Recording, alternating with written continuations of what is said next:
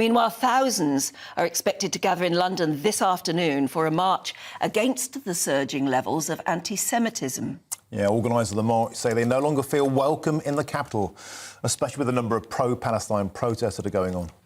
Well, yesterday, thousands took to the streets yesterday, as I said, to call for a permanent ceasefire, as the Met Police gave out leaflets warning against words or images, quotes, likely to land you in jail.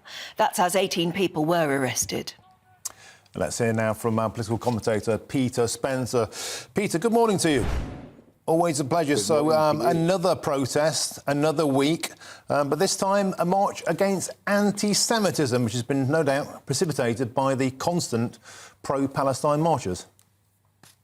Of course. I mean, there are widespread fears within the Jewish community in the United Kingdom that they will at some point be targeted by pro-Palestinian factions.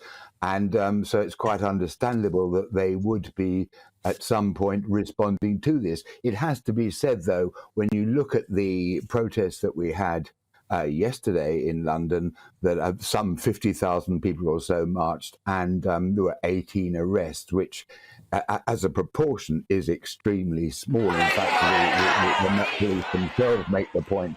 They're talking about a small minority who were prepared to flout the law. The vast majority, very clearly, they weren't actually anti-Semite or anything of that nature. What they wanted was peace. Well, don't we all? I mean, as you guys have been saying just a couple of moments ago, the thing has become intensely human now. When instead of thousands of people dying, that's a statistic, but individual people.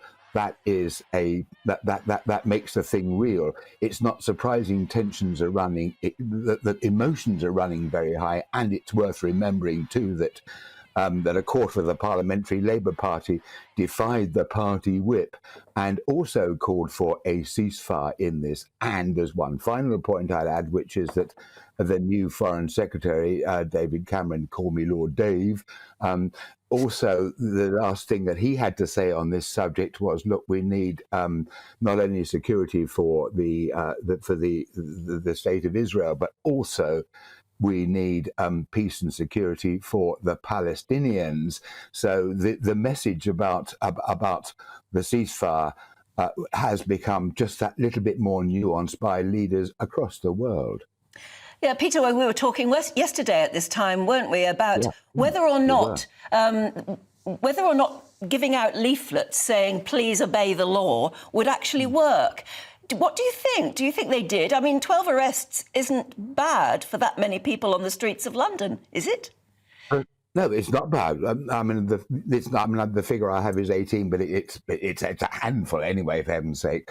I mean, I think that in large measure the putting out of the placards was very much the police covering their backs, because realistically, and I think, as you say, we were talking about this time yesterday, realistically, the police couldn't sort of in physical terms really ban this. Even, I mean, because what they would say isn't rightly that we have a sacred right of free speech in this country, and if people stick within the law, then that's fine.